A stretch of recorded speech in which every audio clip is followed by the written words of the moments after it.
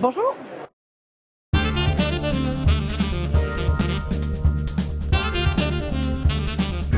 En fait, quand on va parler d'une PME, d'une PMI, voire d'une ETI dans le tissu industriel de la région Occitanie, on se rend compte en ce moment que nous sommes un peu en retard par rapport à nos collègues au niveau européen ou international. Et les technologies de futur sont en fait un des moyens de développer l'entreprise ou de lui garder une certaine pérennité sur les marchés.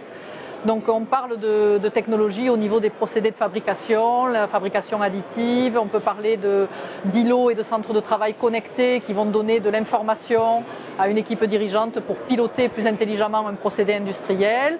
On va parler bien sûr de solutions logicielles, on va parler également d'équipements, d'automatisme, voire même de solutions qui permettent de soulager la pénibilité de certaines opérations. Donc on a un panel assez varié de technologies et en fait la vraie difficulté c'est pour l'entreprise de choisir les technologies qui sont pertinentes pour elle, pour son développement par rapport au marché sur lequel elle est présente. Alors il y a forcément une petite recette, on l'imagine bien. Toutes les technologies ne vont pas être pertinentes pour toutes les entreprises. Déjà, l'équipe dirigeante, lorsqu'elle se questionne sur cette problématique-là, doit prendre un certain temps pour mûrir une réflexion, et en particulier pour venir interroger le modèle économique de l'entreprise, savoir si ce modèle économique aujourd'hui est toujours pertinent, s'il y a besoin de le réviser, et lorsqu'on fait cette analyse et ce travail avec une équipe de direction, on dégage en général un axe particulier qui sera l'axe des technologies du futur. Et on va à ce moment-là poser des critères par rapport à la cohérence du modèle économique de l'entreprise. Et par rapport à ces critères, on pourra établir le choix des technologies qui répondent à l'entreprise concernée. Et après, quels sont les impacts pour l'entreprise?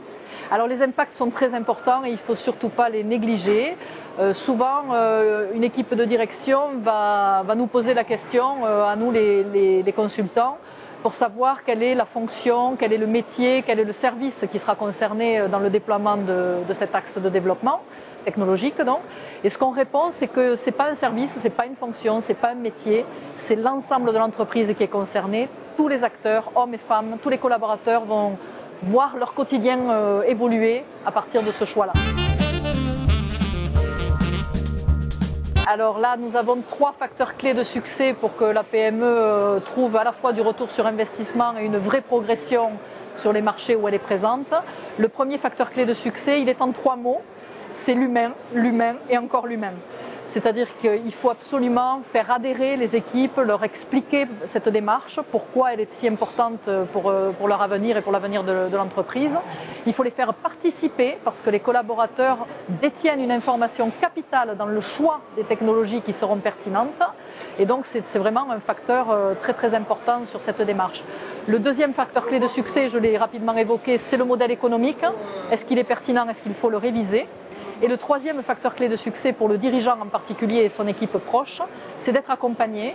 Et nous avons beaucoup de chance en Occitanie, nous avons une vraie offre d'accompagnement, que ce soit matériel, technologique ou même éventuellement en termes de financement. Je vous remercie.